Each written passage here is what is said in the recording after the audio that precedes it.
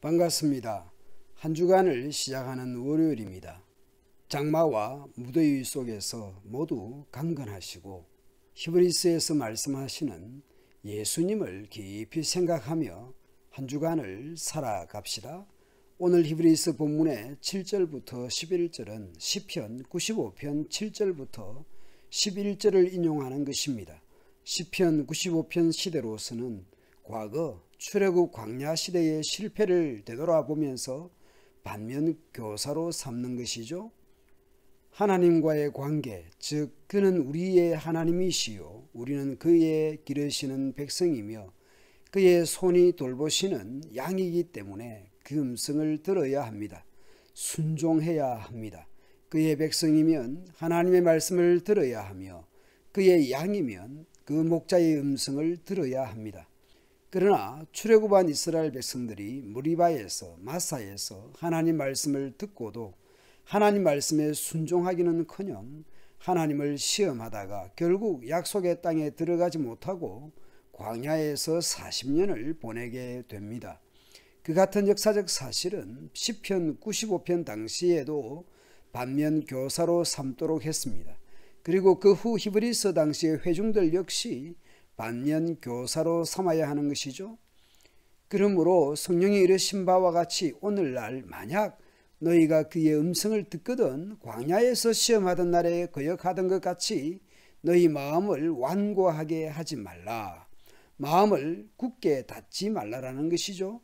하나님 말씀을 듣거나 읽거나 묵상하거나 하면서 하나님의 뜻을 알고도 마음을 닫지 말라라는 것입니다.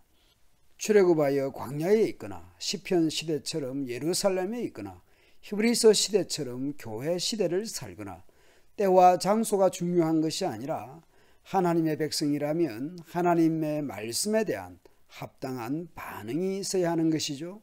식물을 보십시오. 그 안에 생명이 있으면 비가 와도 자라고 햇볕에도 자랍니다. 생명이 있으면 비에도 햇볕에도 반응을 합니다. 하나님의 백성이라면 어떤 식으로든지 하나님 말씀에 대한 반응과 또한 자람이 있어야 할 것입니다. 그러므로 출애굽하는 광야이냐 시편의 시대냐 히브리서 시대냐 어느 시대라도 하나님 말씀에 대한 순종이 있어야 합니다. 그러므로 어떻게 해야 합니까? 12절은 각자 스스로에게 적용해야 합니다.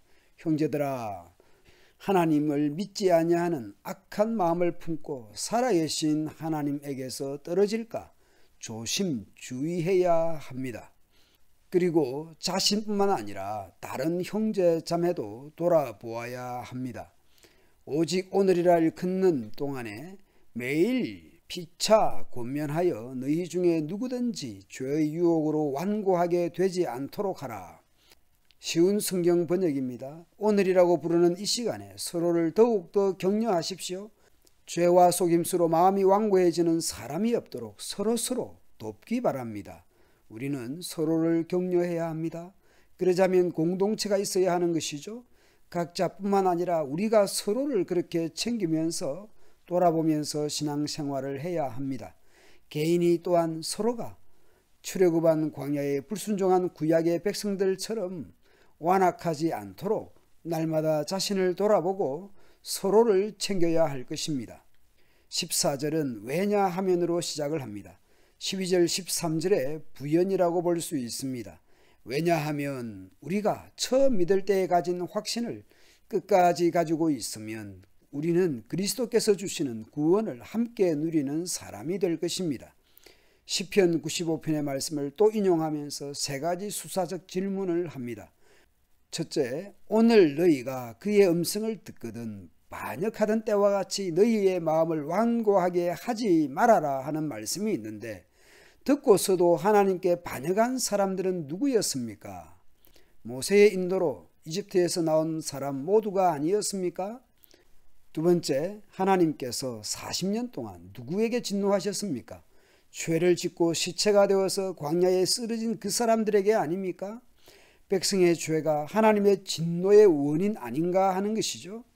세 번째는 하나님께서는 누구에게 하나님의 안식에 들어가지 못하리라고 맹세하셨습니까? 순종하지 않는 사람들에게 하신 것이 아닙니까? 완악하고 불순종해서 약속의 땅에 들어가지 못한 사건을 통해서 오늘 우리에게, 나에게 경고가 되어야 하는 것이죠.